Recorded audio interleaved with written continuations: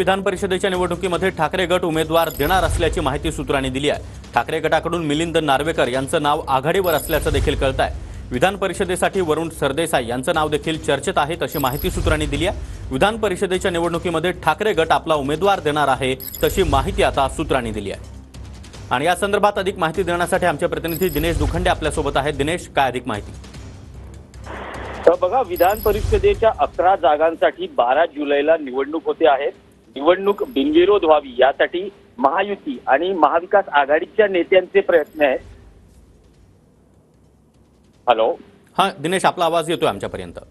बघा, विधान परिषदेच्या 11 जागांसाठी 12 जुलैला निवडणूक होते आहे। निवडणूक बिनविरोध व्हावी यासाठी महायुती आणि महाविकास आघाडीचे नेते प्रयत्नशील आहेत। पण शिवसेना युबीटी गटाचे प्रमुख उद्धव ठाकरे यांनी काल पत्रकार परिषदेत घोषणा केली आहे की शिवसेना युबीटी ही निवडणूक लढवणार आहे। शिवसेना युबीटी एक उमेदवार देणार आहे। काँग्रेस, शिवसेना युबीटी आणि एनसीपी यांचा प्रत्येकी एक उमेदवार निवडून येऊ शकतो असं उद्धव ठाकरे यांनी म्हटलेलं आहे। त्यामुळे या निवडणुकीमध्ये ट्विस्ट आणि रंगत आलेली आहे। जी माहिती सूत्रांकडून मिळते, विधान परिषद निवडणुकीसाठी शिवसेना युबीटीकडून सध्या मिलिंद नार्वेकर, वरुण सरदेसाई आणि विनायक राऊत यांची प्रामुख्याने नावं चर्चेत आहेत। शिवसेना युबीटीकडे पक्षाची 16 मतं आहेत आणि जर उमेदवारांचा जिंकून येण्यासाठी मतांचा कोटा पाहिला तर पहिल्या पसंतीची 24 मतं मिळणं आवश्यक आहे।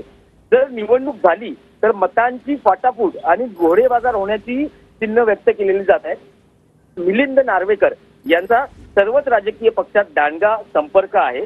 त्यामुळे त्यांचंही नाव आघाडीवर आहे। कारण लोकसभा निवडणुकीनंतर जी एकूण महाराष्ट्राच्या राजकारणात परिस्थिती झालेली आहे, महायुतीमध्ये अस्वस्थता आहे, त्याचा फायदा उचलण्यात यावा अशी एक शिवसेना युबीटी आणि महाविकास आघाडीतल्या नेत्यांचीही मानसिकता आहे। त्यामुळे मिलिंद नार्वेकर यांचं नाव आघाडीवर आहे, कारण त्यांचे पक्षांमध्ये संपर्क संवाद आहेत, त्यांचे मित्र आहेत। त्यामुळे कदाचित त्यांच्या नावाचा फायदा होऊ शकतो। युवा सेना सचिव वरुण सरदेसाई यांचंही नाव प्रामुख्याने चर्चेत आहे। मुंबई पदवीधर मतदारसंघाच्या निवडणुकीसाठी वरुण सरदेसाई इच्छुक होते। त्यांनी या निवडणुकीची व्यूहरचना आखली होती, पदवीधर मतदार नोंदणी केली होती, पण पक्षाने अनिल परब यांना संधी दिली, त्यामुळे ते थोडेसे नाराज होते। तर तिसरं नाव प्रामुख्याने चर्चेत येत आहे ते विनायक राऊत यांचं। विनायक राऊत यांचा लोकसभा निवडणुकीत पराभव झाल्यानं त्यांचे विधान परिषदेवर पुनर्वसन करण्याची शक्यताही या निवडणुकीच्या निमित्ताने व्यक्त केली जाते। त्यामुळे 3 नावं सध्या प्रामुख्याने चर्चेत आहेत। 1 मिलिंद नार्वेकर, 2 वरुण सरदेसाई आणि 3 विनायक राऊत। उद्धव ठाकरे यांनी घोषणा केलेली आहे की ही निवडणूक शिवसेना युबीटी लढवणार आहे। जयंत पाटील जे शेकापचे नेते आहेत, आमदार आहेत विधान परिषदेचे, त्यांचं काय होणार? कारण महाविकास आघाडीमधील एनसीपीनं याआधीच जयंत पाटील यांना पाठिंबा व्यक्त केलेला आहे। आणि एकूण जर मतांचं गणित बघितलं तर महाविकास आघाडीकडे 72 मतं, म्हणजे 16 शिवसेना युबीटी, 13 एनसीपी शरद पवार गट आणि 44 काँग्रेस अशी एकूण मतं आहेत। त्यातले काही आमदार हे खासदार झाल्यानं त्यांनी राजीनामा दिलेला आहे। तर मतांची जुळवाजुळव कशी करायची आणि उमेदवार कसा निवडून आणायचा, महायुतीतल्या अस्वस्थतेचा कसा फायदा उचलायचा, यावर प्रामुख्यानं पुढच्या काळात चर्चा होईल आणि रणनीती ठरवली जाईल।